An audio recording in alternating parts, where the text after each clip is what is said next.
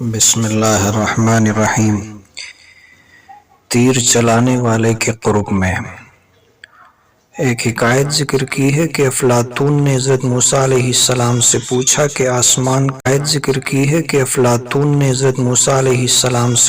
کہ آسمان کمان ہو اور دنیا کی مصیبتیں نیزے ہو اور خدا تعالی نشانہ لگانے والا ہو تو آدمی کہاں جا کر بچے؟